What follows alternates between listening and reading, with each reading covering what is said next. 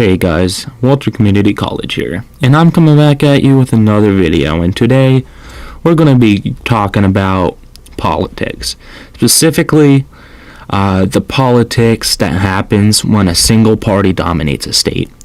And even more specifically, the state I live in, the state of Maryland. You can see the flag. I'm a resident of Maryland, have been for the entirety of my life. And I must say, it's a very big issue having a single party dominate your politics. You know, swing state people, they have all the junk mail during elections, but the parties care about your state. If you live in an area where the party doesn't need to work to get your vote, the only way they're not going to win the election is if they fuck up badly, or if the opposition works some miracles. Like, occasionally you have a governor in a blue state who's a Republican, or like with Andy Beshear in Kentucky, he's a Democrat in a red state.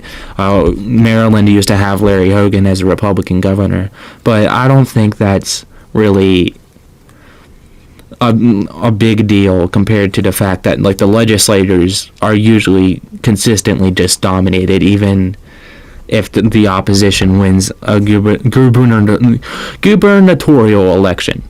And when the party doesn't have to work to get your vote because they know you'll vote for them anyway out of principle or whatever, that creates a ton of issues.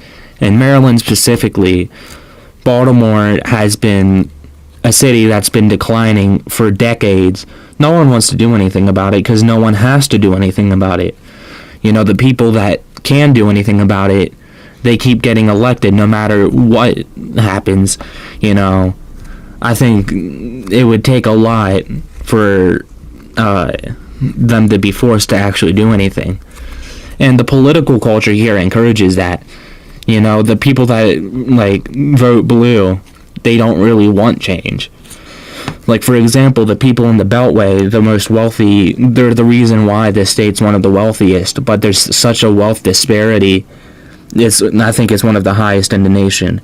And, like, outside of the Beltway, there are some good parts of Maryland, but, like, for the most part, it's a lot worse. You know, Baltimore's pretty bad, and the rest is, like, typical rural quality of life, you know.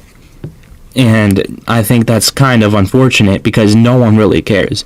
You know, they say abandon Baltimore. You know, Baltimore's a lost cause. You know, Baltimore, the crime's so bad, you know, we should just give up, let it die. And we can't really do that. That's not how cities work. You can't just let a city die. Those people can go somewhere else, but they can't just, like, build a new city somewhere else. We can't build a new Baltimore somewhere else in the state. That's not practical. And it's really sad because Baltimore used to be one of the largest cities in the country. You know, it used to have around 1 million people. And back around when the nation first gained independence, you know, I'm pretty sure it was like top 5 biggest cities. You know, it competed with Philadelphia and New York.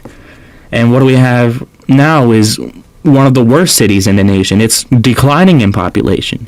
It's just getting worse and worse. And the people who claim to be all about equality, all about helping the little guy, they don't give a fuck. They hate people from Baltimore. You know, the people from the Beltway, they fucking hate everyone else. You know, the wealthy Democrats, they hate the fucking black people who happen to be poor. They say they want to support black people, you know, Black Lives Matter and all that. But as soon as they meet a black person from Baltimore, you might as well be talking to a Klansman at that point. And, you know, it's equally as bad. You know, the people that vote blue encourage the apathetic behavior of politicians. And they don't want bold policy that improves lives. They just want some status quo, milquetoast, chicken shit Democrat that will do absolutely nothing. You know, maybe there will be like one policy that may be relevant, but for the most part, it's you know, business as usual. And, you know, I'm not saying Republican states that are like solidly Republican are any better. They're some of the poorest in the country. But everyone knows that. You know, everyone likes to talk shit about the South and other like red dominated states. And, you know, people talk shit about California too. But, you know, California is like the end state of what happens when a single party dominates your politics so much. You know, California has its own unique problems, but a lot of it is just, you know, Democrats don't have to do anything because they dominate the state. And granted, they're, you know, Democrat dominated states tend to be better off, but that's usually because they have like a really wealthy urban area, like, and then everything else outside of it sucks ass. You know, it's like that with DC and Maryland. You know, the Beltway is pretty wealthy, and, you know, outside of that, it's kind of not really, you know, the Eastern Shore is pretty poor, and there's a big opiate problem in the rural areas, and, you know, the people in the Beltway were like, well, you guys vote for Republicans, so we hate you, you're subhuman, you deserve being in poverty and being some really poor areas. You deserve to be poor. That's what these people are thinking, and they see it as, well, my tax money is going down the drain for these people's welfare.